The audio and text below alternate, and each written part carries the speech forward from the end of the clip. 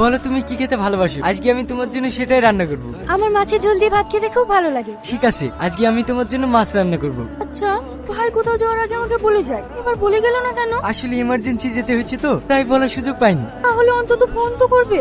আর 4 দিন হয়ে গেল, একবারও ফোন করেনি। আসলে ব্যাপারটা কি হয়েছে, যেখানে ও কাজে গিয়েছে সবই জঙ্গল, সেরকম নেটওয়ার্ক পায় না, তাই হয়তো ফোন করতে পারে না। জঙ্গল? তুমি যে বললে ভাই বম্বে গেছে। হ্যাঁ, ফ্যাক্টরিটা জঙ্গলের ভিতরে, আমি ওখানে 6 মাস ছিলাম। তুমি বসো, আমি তোমার জন্য মাছ নিয়ে আসি।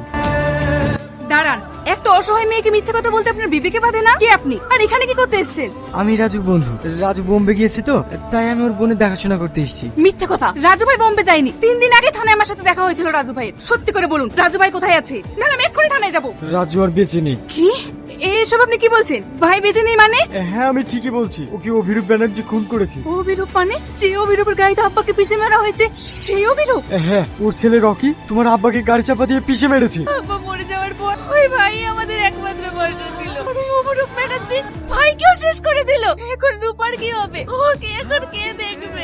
শান্ত হও, এভাবে ভেঙে পড়লে হবে না। আমি তোমাকে কথা দিচ্ছি, ওই অভিরূপ ব্যানার্জি আর তার ছেলে রকিকে আমি যদি না মারতে পারি, তাহলে আমার নামও রাহুল না। তুমি এখানে ভাই, আমিও তোমার সাথে আছি। আমিও খুনের প্রতিশোধ নিতে চাই। আর একটা কথা, রাজু যে মারা গেছে এই কথাটা যেন রূপা কোনোভাবেই জানতে না পারে। শুধু রূপা কেন, কেউ জানতে পারবে না।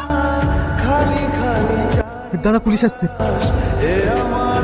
দেখুন মিস্টার ব্যানার্জি, অ্যাক্সিডেন্টটা কিন্তু আপনার গাড়িতে হয়েছে, এটা আমরা কনফার্ম। এখন শুধু আমাদের এটা জানতে বাকি আছে যে আসলে গাড়িটা চালাচ্ছিল কে। আরে আমি তো আগেই বলেছি আপনাদেরকে, আমার গাড়িটা আমার ড্রাইভার রাজুই চালাচ্ছিল। আর তাছাড়া আপনারা তো দেখছেন অ্যাক্সিডেন্টের পর থেকে ওকে আর খুঁজেই পাওয়া যাচ্ছে না। ভালো করে তল্লাশি করে দেখুন, ওই লোকটার বাড়ির পাশেই তো ওর বাড়ি। হয়তো কোনো পারিবারিক ঝামেলার কারণে আমার গাড়িটা নিয়ে ওকে পিষে দিয়েছে। এতে আমার কি দোষ বলুন? আপনার বয়ান শুনে আমরা ওর বাড়িতেও গিয়েছিলাম, কিন্তু ওর অন্ধমনটা বলছে ও নাকি আপনার কাছে বম্বে গেছে। সম্পূর্ণ মিথ্যে কথা। আপনি তো সবই জানেন, আমার ব্যবসা সব এই রাজ্যে। তাহলে আমি ওকে কেন বাইরে পাঠাবো? আরে এসব অভিনয়, নিজের ভাইকে বাঁচানোর জন্য।